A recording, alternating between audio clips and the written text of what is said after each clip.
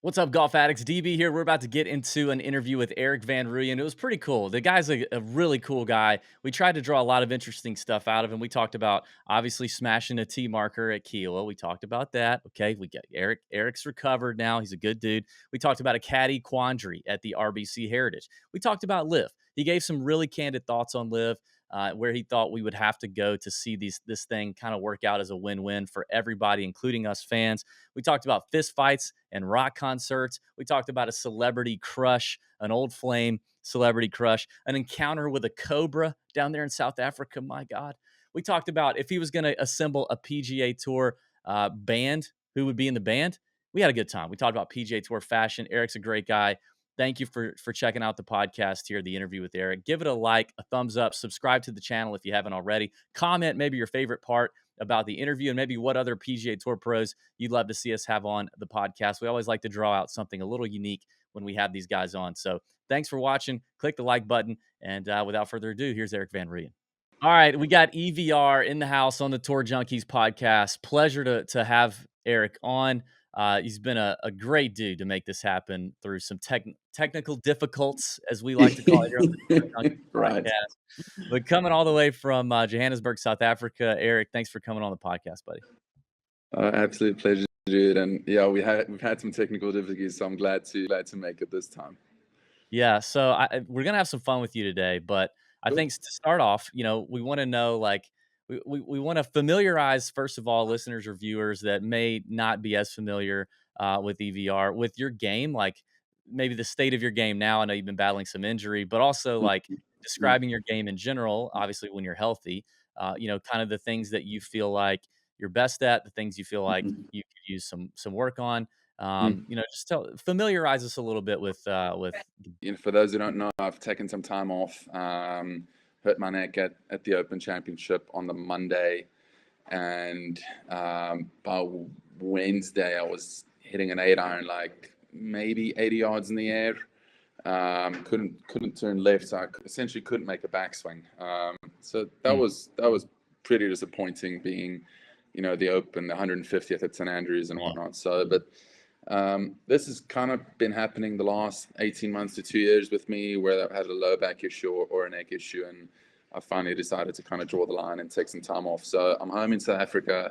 I'm doing rehab every day.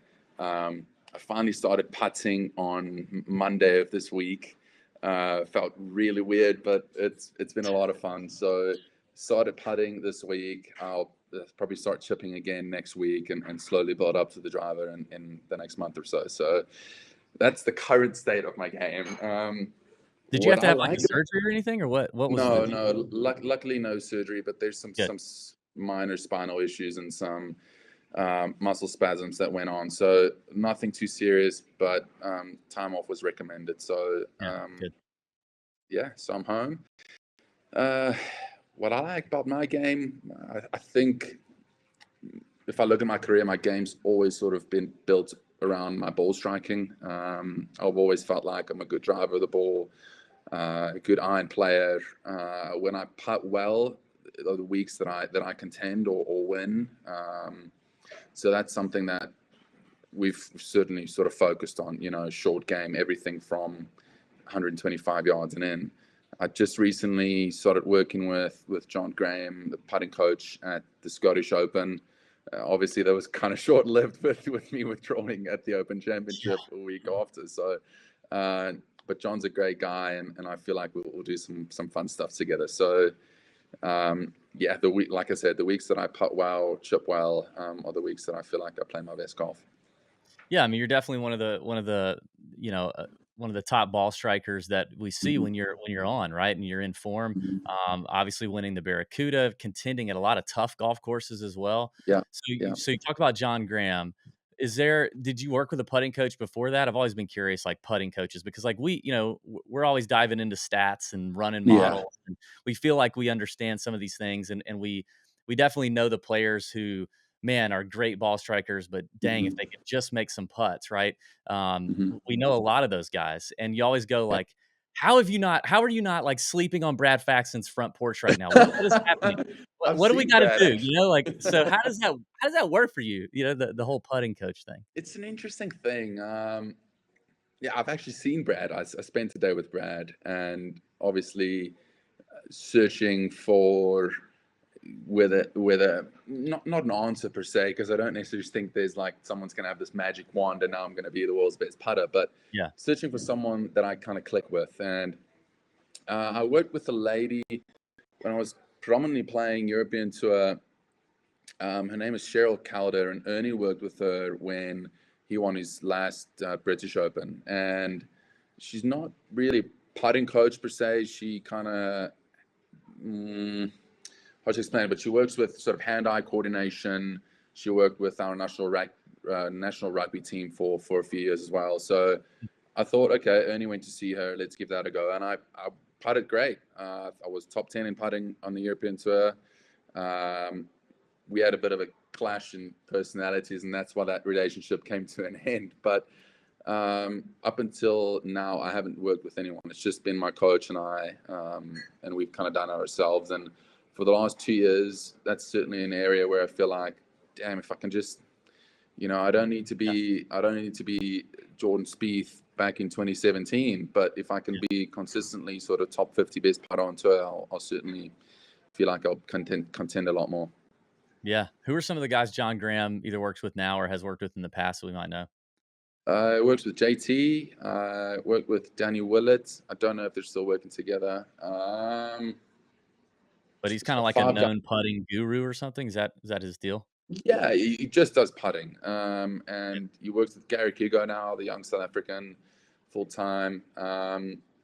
But these guys, your Phil Kenyons, John Graham, Stephen Sweeney, they're always hanging around at these events. So honestly, how this happened was, it was at the Players actually. I just went up to him. I was like, "Hey, dude, like, can I have a chat with you?" And that's where that relationship started. And I really enjoy his philosophy around putting. I really enjoy his personality. So he's a great fit for me. Nice. What so last question on putting, I think. Are you like a guy who is real comfortable on a certain surface? We talk about that a lot too, back to the betting thing. Like we're always talking about, we're always looking at how guys perform on bent grass or Bermuda Mm-hmm. grass, especially like grainy Bermuda tends to be something that guys are either really comfortable on or not. Same thing with POA.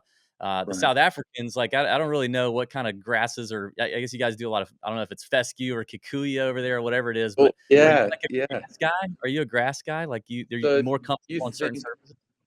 I think so. If you think Riviera, that's what we have here in South Africa. Oh, really? Yeah, we've got Kikuyu fairways, Kikuyu rough, um, bent grass greens. If you go to places that are closer to the coach, you'll find there's a lot of POA in the bent grass greens. So it becomes almost POA-esque, I guess.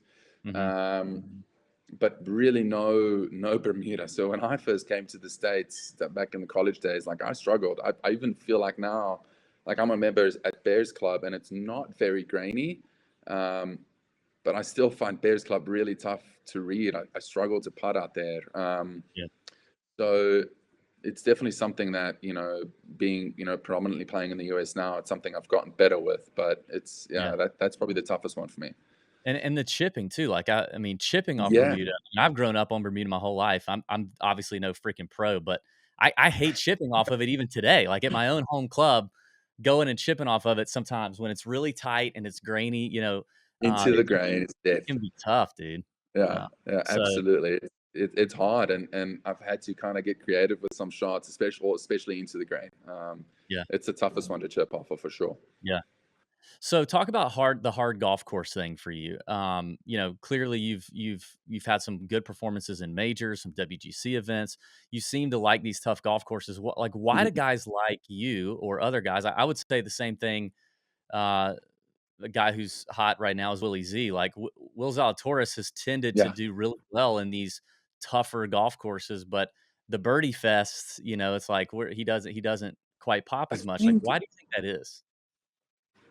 honestly, look, I don't know. Like Will's obviously played fantastic golf the last, what is it, 18 months or so. Yeah, Ever since he kind of came on the scene, but so I don't know about Will's putting per se, but I think for me that makes sense, right? Like that those are courses you have to hit it well. Like Carnoustie was my first major I played, Oh and god. I Just played it. was 6 under with like 15 holes to go, or no, 14 holes to go, like right in it. And I ended up finishing 16th, which I think for my first major is not bad. Yeah. But Yeah, it's really good. those kind of courses, Bethpage, I played well. Like you have to hit it well. Um, so, you know, I'm trying to think what other course comes to mind. RBC Heritage this year, like if you drive it poorly, you're not going to be in contention on the weekend. Yeah. So I think that's why. And then, like I said, the putting weeks. You just slipped in a little ain't right there. You caught yourself. You were getting a little, Dude, I've been in the US long enough.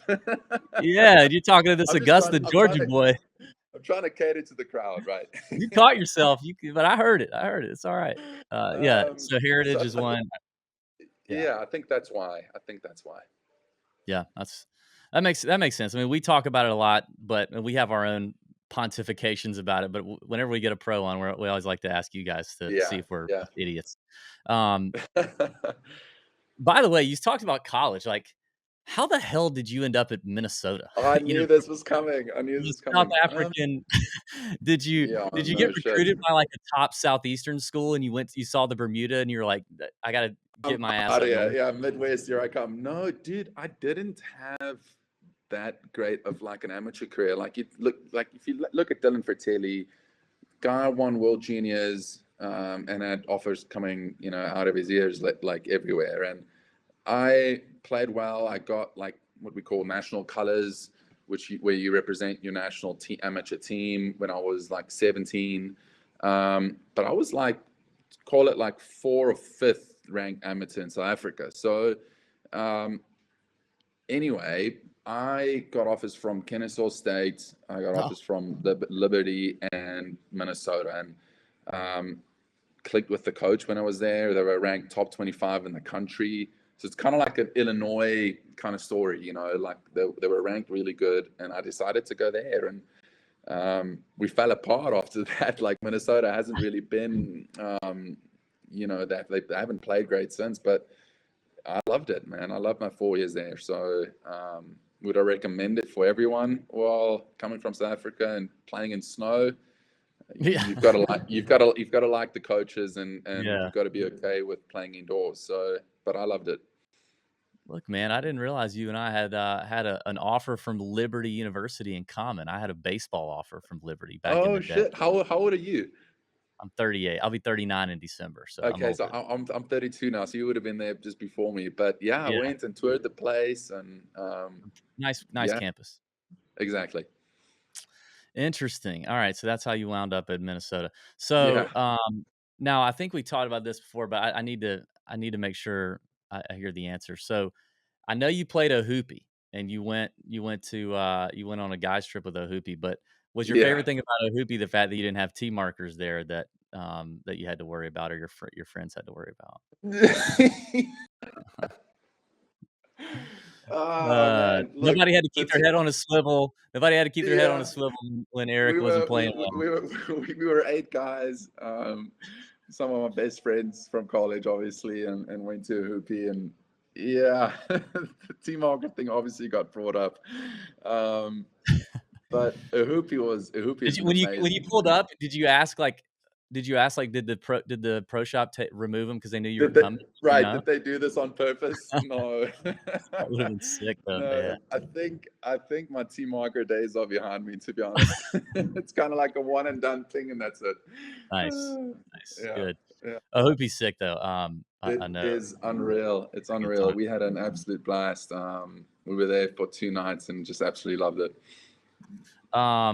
You talked about RBC Heritage, and I know so we're friends with Austin Goggart and Austin Hmm. caddies for Austin Smotherman, and Yeah. you have his brother on your bag, Goggart's brother on your bag, but you used Austin at Harbor Town. So the question is, did it feel like cheating on your girlfriend with her sister when you had dogs on the bag? And talk about how the two bros may have been a little different, and Sure. maybe just your relationship with the Yeah. other Goggart.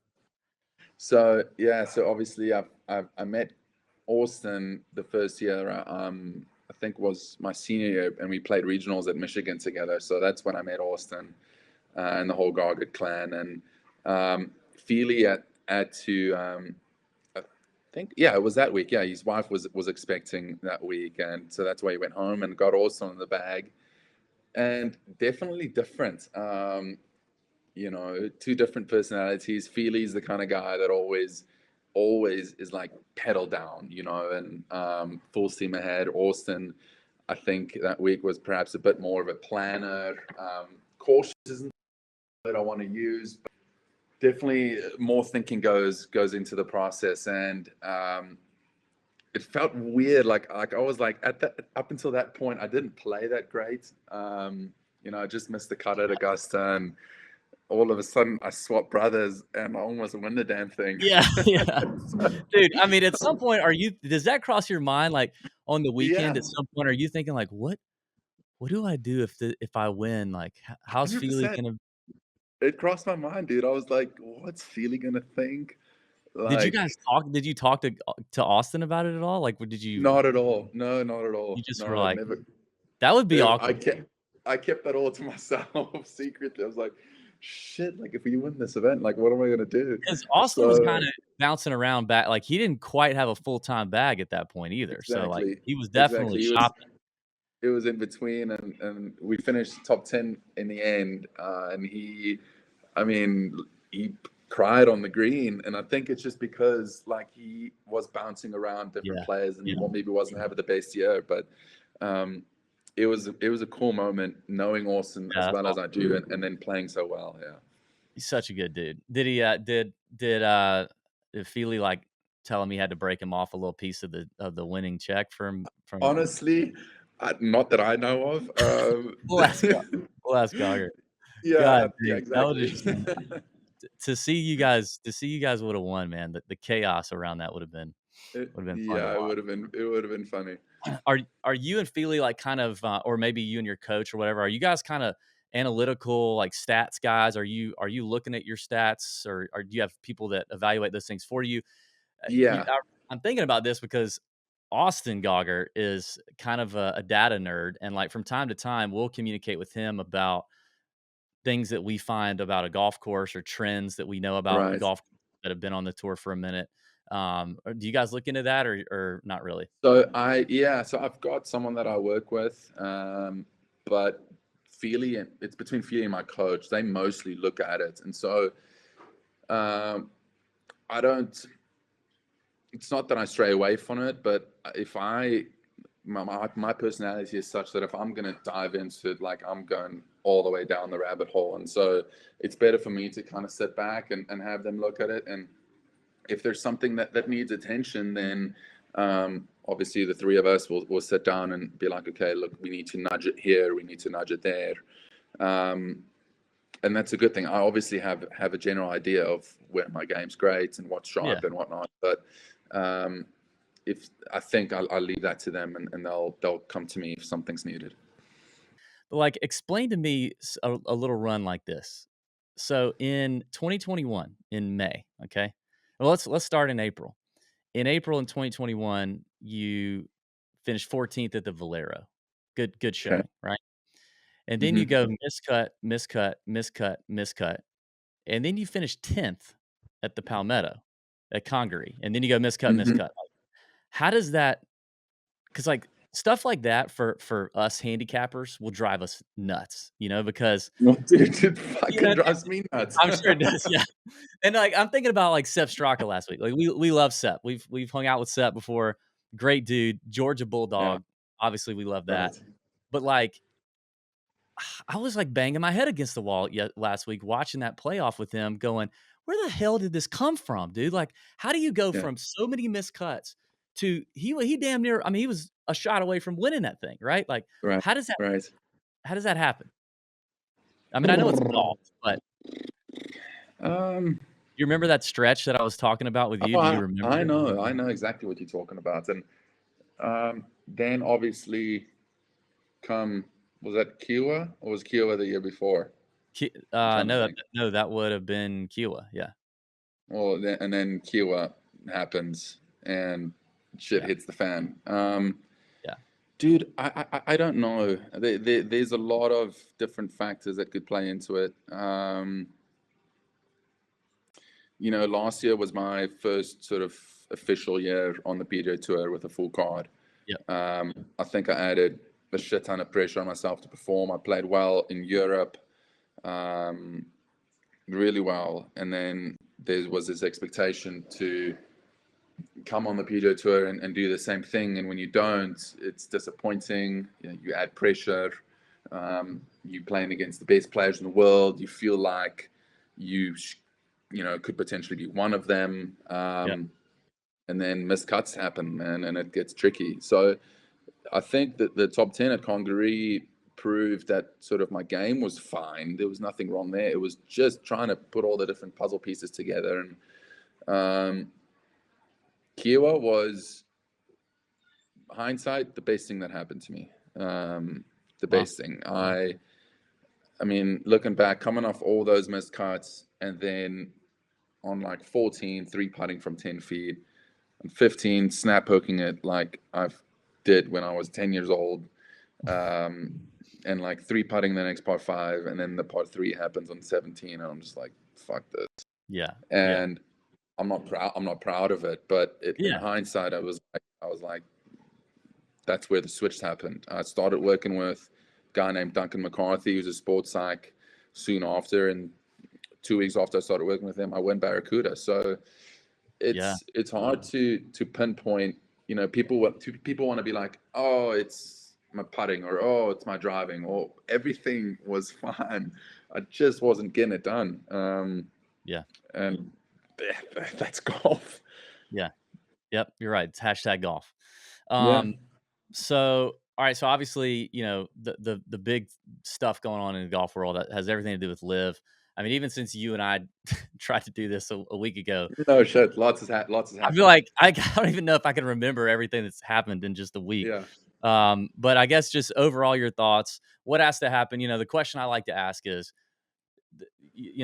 those at stake in this whole thing are obviously the players, it's the caddies, it's all the coaches, it's all the people that that are in the game of golf, and then it's the fans. It's the fans and it's the followers like us.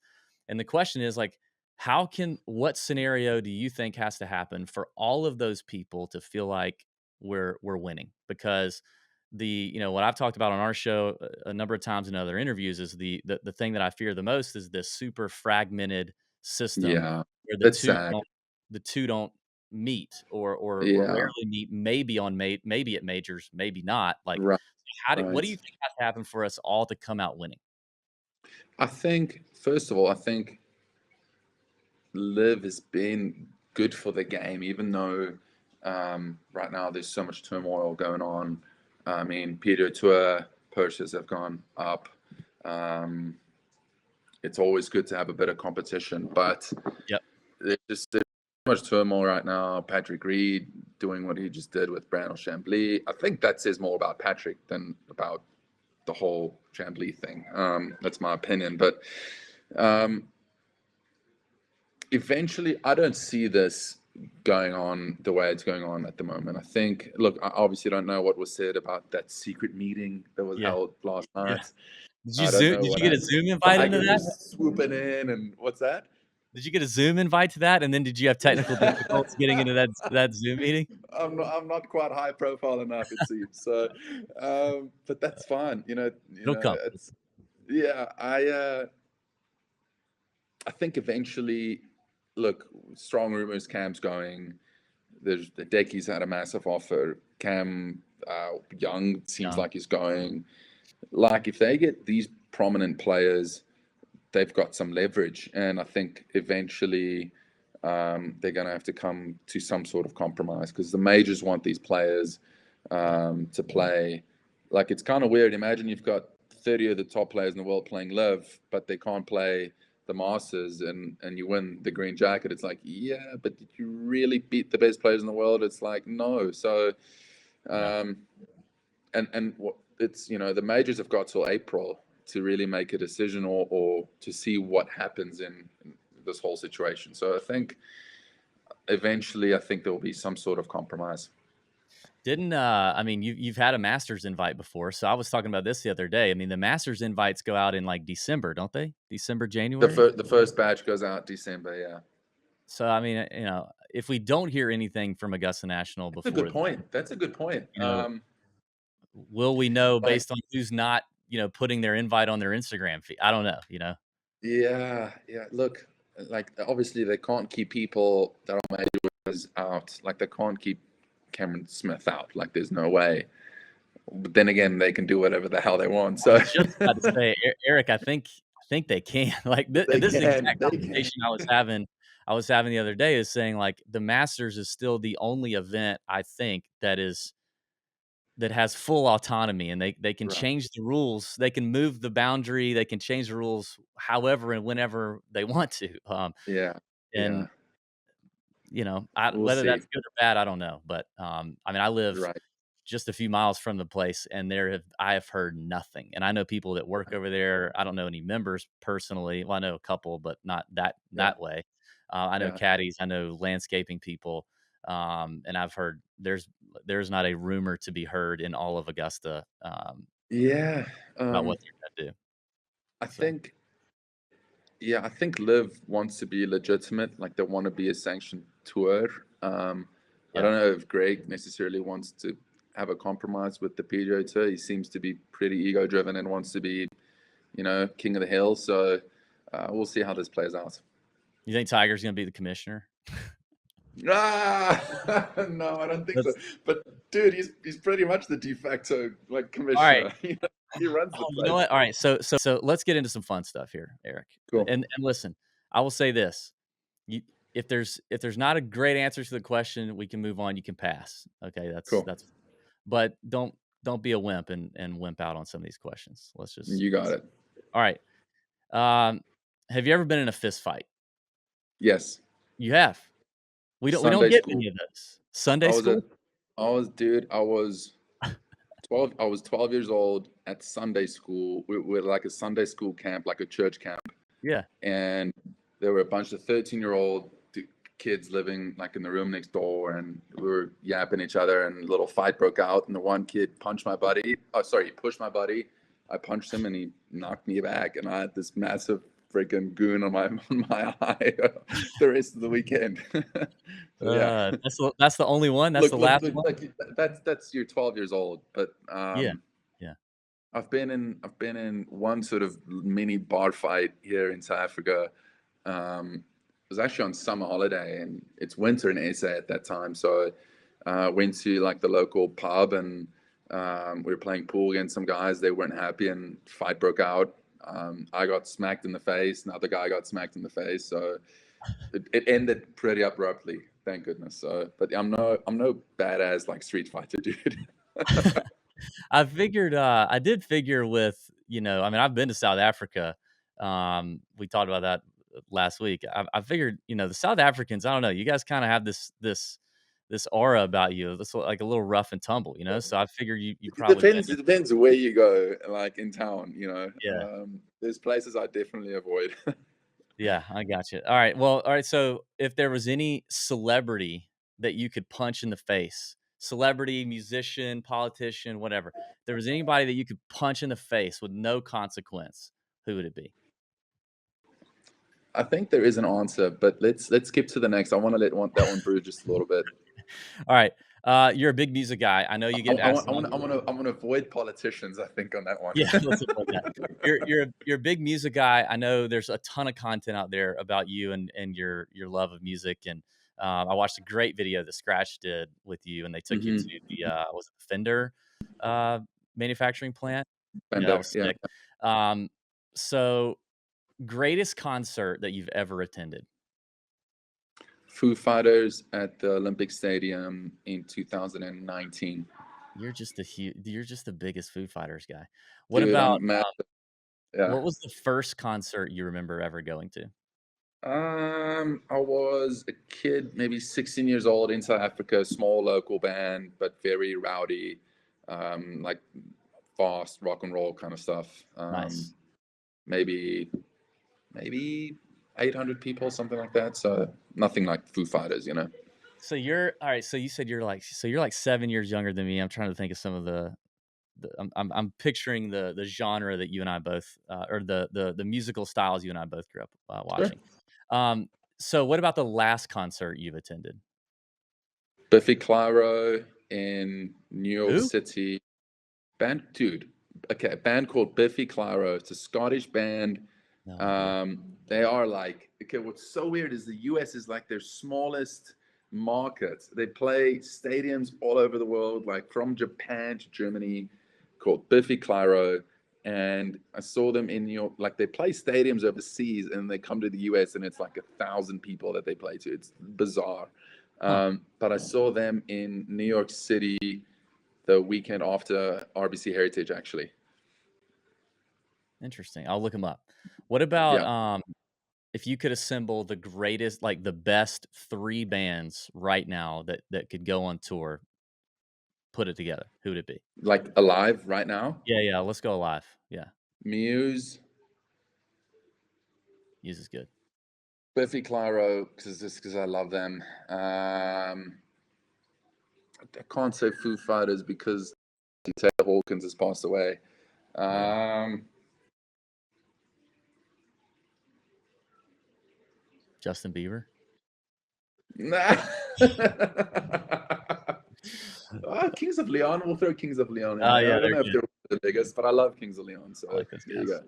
If the PGA Tour had a band made up of only players, who would be in the band? What would each member of the band do? Um, You can I'd and love to be in the I'll band. let you pull DP World Tour players too. Okay, Ryan Fox on drums. He plays drums. I play guitar. Yep. Like, what is this like? Like a three piece? No, whatever. No, let's make it a little bit bigger than a No. three-piece, man. All right, we'll put Bryson and Patrick Reed and backup singers. We'll put them back there. Really? Wait a minute, why do you say that? I don't know. Well, let's see. Tommy Fleetwood will be there just because the hair, The hair, you gotta have the hair. Um, Do you know if he has any musical ability or not? I've no You have idea. no idea. Dylan Fratelli plays like trumpet or something. So, So I mean, horns are fine. We can put in a horn yeah, section. yeah. Um, yeah, I mean, Who's your Bruce Springsteen has horns. Dude, you should put in Bruce Springsteen Bruce? as the third band. I love Bruce. Okay. Um, What about and, vocals? Like, who can you know anybody that can sing out there? Surely there's a uh, couple guys. dude, it's not like we're walking around the locker room, guys are singing in the shower kind of thing. Like, I don't know. Nobody's singing out on the golf course or something? You've never heard anybody? I'll whistle the tune, but I'm not singing. Well, like hanging out at a bar or a Get Fleener. We'll get Fleener in. We'll get Fleener to sing. cleaner's the easy answer. All right, whatever. I'll give you that. I'll give you that. I have heard that our boy and he doesn't have the greatest status at the moment, but our buddy Scott Brown right here in Aiken, South Yeah, Carolina. Scott yeah. Brown can sing a little Scott. bit, so we Oh, can pull. awesome. Well, we'll get Scotty on. Perfect. Yeah. Um. All right. Don't forget about your punching the celebrity in the face question. All right, here we go. Yeah, that's still brewing. So, which tour player would you? Will Smith. I'd like to punch Will Smith. Because of the Chris Rock thing? For sure, bro. What a cheap move. Like, and I was a massive Will I'm Smith such a fan. big. Like, I'm a massive Will Smith fan. Like, I love all these movies. And um I'm just like, oh, that was sad to me. It's like, dude, come on, that's not the place to do it. Like, maybe after the show, go knock him out if you want. But right there in public, I was disappointed. I have so much Will love like built up. He had so much equity with me. I was just kind of like, You'll give him a ah, pass. yeah, I'll give him a pass. Yeah. Um, all right. So, what tour player, in your opinion, we're going to talk about fashion here in a little bit. We're going to play a game in just a second. But what tour player do you think you just call out like right now, like, God dang, this guy he's desperate for a fashion makeover. This guy really needs some help. He needs a new sponsor. He could use Grayson. He needs something Hideki. to help him out. Hideki. Hideki? Hideki. Mm, Why? What do you not like? it's not, doesn't look good. It's just, If you think about it, it's kind of been the same for a long time, actually. If I think, like, it's been thinking the about same. It's like, dude, it's jogger season, bro. Like, hop on the bandwagon. it, you're not gonna get Hideki wearing joggers, buddy. But it does. If I No, I think know. about it, I bet if I pulled up pictures of like Hideki, now and 10 years ago, it probably does look a lot. It's probably very similar. Yeah. Yeah. The Do color, you? that he throws in sometimes, I don't know. It always catches my eye for some reason. Do you, speaking of Patrick Reed, do you remember when Reed went through that little period where his pants were the flaps on the back pockets of his pants were colored? Did you ever see those? Like, they'd be, like, red or yellow or Yeah, yeah, just the yeah, flap on yeah, the to yeah. cover up the back pocket. That was rough. Those It's just always caught weird. my It's just yeah. eye. Are you a podcast listener at all? Do you listen to any podcasts? Occasionally, yeah. Who do you Just listen to? What's listened your this morning to. I listened to what's the guy? What's that guy's name? Fire Pit or something. That Fire Pit journalist that came Collective? out with like the Phil Adam Ship Mickelson thing. Alan Yes, Shipnuck. Yeah. Alan. I just listened to that this morning with Jeff Ogilvy and stuff. I've seen that going around. Yeah, I haven't listened to it yet. I listened to a guy named. There's a guy, an ex-rugby player. I'm looking on my phone now. He's called Johnny Wilkinson. He played rugby for England. He was one of the best players in his position in the world at the time. So I'm listening to his podcast. It's called I Am, and it's all Nice. about squeezing out every ounce of potential that you have. That's what it's called. Like it. Listening to Finding Mastery by Michael Gervais, psychologist. It's all kind of Yep. self-help crap that I do. No, it's good. I like some of that too. What about are you a YouTube guy? Do you have, like, a favorite YouTube channel you watch every now and then? No, not like a YouTube channel follower per se. I mean, I'll check out music videos and stuff, but that's about it. Yeah. Do you are you I mean, you're not super active on, like, Instagram, I see, but, there's Mhm. also a lot of lurkers on, like, TikTok and Instagram. Do you have any Are you into the TikTok thing yet? Dude, Not I yet? hope TikTok fades quick. Like, I'm not a big TikTok guy. What about Instagram? Who's your favorite Instagram follow? I like The Rock. I think he's cool. Um, I love Kelly Slater because I like watching surfing. Yeah. A You haven't lot of followed the Tour guitar. Junkies yet, but they're pretty good. You should follow the Tour That Junkies. that'll happen. Yeah. A lot of guitar stuff, like everything Yeah. from some musicians to gear to all that stuff. I'm like a gear kind of geek when it comes to guitar, so I Yeah. follow that stuff. Yeah. What about, now I'm really pissed that you don't have this mustache anymore because I was gonna ask you your go-to, Dude, that's the craft. second question I got asked that today. Like, what the hell happened to the stash? I know. Well, I mean, I mean, I don't know what to tell you, but you had, like, arguably one of the best mustaches in all of sports. And then I know your wife. We talked about this. I know your wife shut it down. My wife would do the same thing. Yeah, So, yeah. but I was gonna ask you. I'll ask you anyway. What would be your best, like, your favorite go-to craft cocktail to make? Because you look like at the time, if you put suspenders on, you look like a hipster server at some craft bar. I could Uh, serve you a cappuccino. would that be what it would be? I enjoy coffee. Probably a cappuccino. I'm not a big drinker. If it was, it'd probably be like a bourbon on ice or something. Yeah, yeah. Um, yeah, something like that. What about, all right, favorite funny movie? You just gotta have a laugh, go-to favorite funny Uh, movie. Hangover Yeah, good one, or classic, Step Brothers. also good.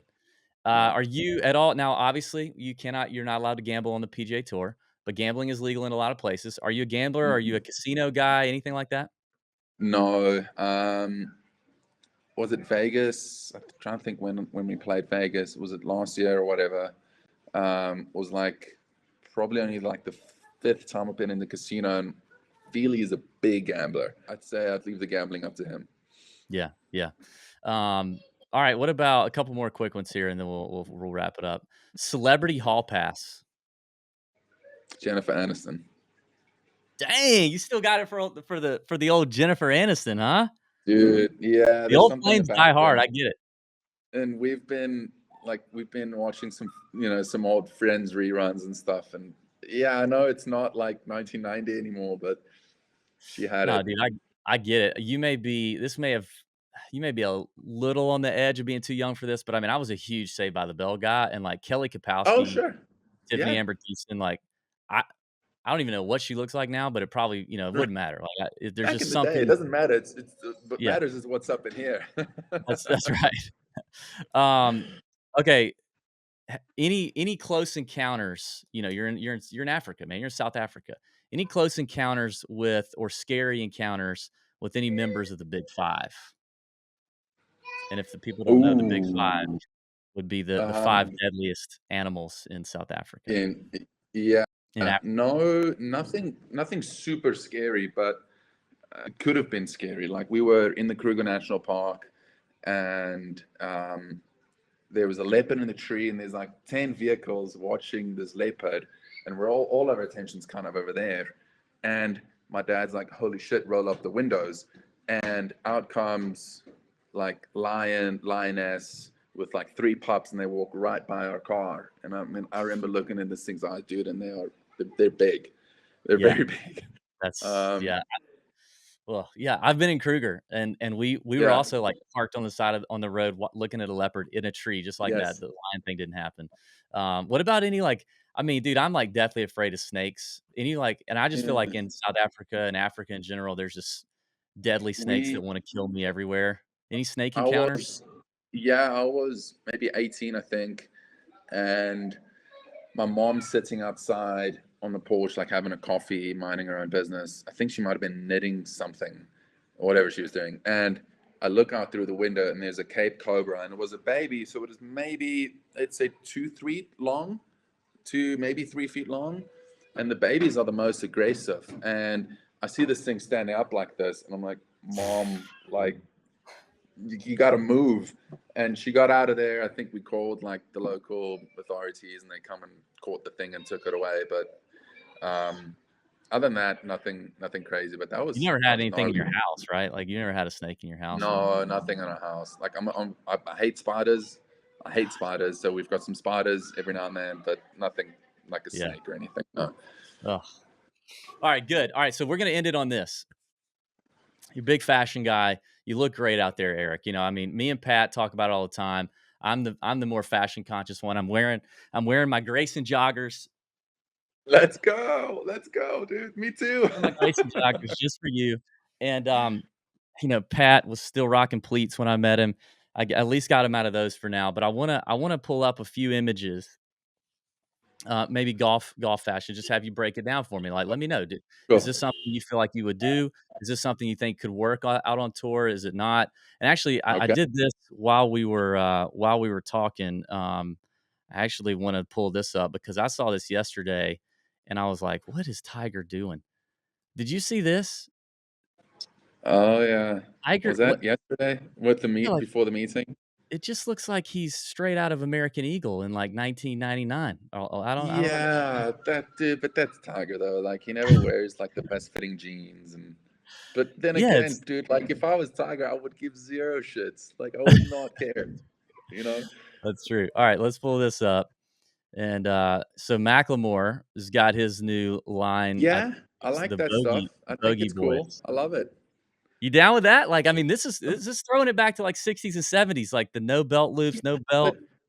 so I love old school stuff. Like I've got a record collection at home. Um, like old school things that are kind of timeless. Like I think that's sweet. I love that. Nice. Okay, what about, hold on, let me get this.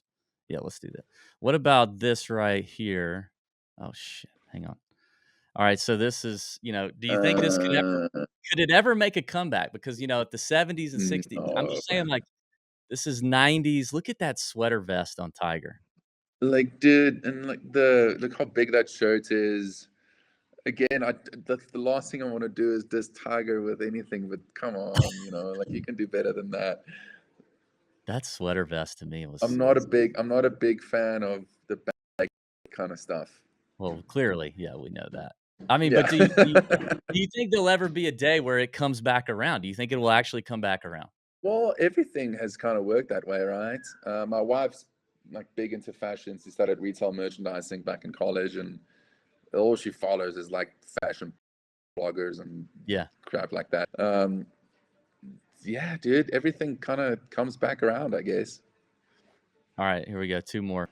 All right, so, Eric, what about this one? So, you got two styles here. Ricky Yeah. Barnes with the train conductor hat. Remember he made that popular for a while? Yeah, he did that all the time, didn't he? He almost won like the US Open with that hat, didn't he? It was hot, man. It was hot for a minute. Actually, Ryan Moore, who's also pictured here, but not in the train conductor hat, just brought back the tie for a little bit. That's too much. I don't know. I kinda like, honestly, low You key, like it? I could kinda get down with the tie thing coming back a little bit. Like, the tie, Yeah, not the vest, but the well, I guess you'd have I to have a could see vest. the tie. I could see the tie like at a British Open or something. Mhm. Um, yeah, maybe. The vest thing, I don't know how you could swing in that thing. That looks a little constrictive. Oh, dude, I mean, hell, Bobby Jones did it. They all did it back in the day. They Yeah, wore freaking wool they suits. with freaking jacket and the whole thing. Yeah, they did do Yeah. it. Yeah. I will be honest, I'll confess, I had one of these train conductor hats. It was, because Ricky Barnes and Camilo Villegas made it popular, Yeah, and yeah, yeah, yeah, yeah, Camilo, yeah. when he came on, was rocking Jay Lindenberg, and that was the Yes. first time that I'd seen Jay Lindenberg in the States was on Camilo Villegas at the Masters one Yeah. year, and I got a little into Jay Lindenberg for a second, and they had They're, a they're they good had stuff. they had a train conductor hat like Ricky was wearing.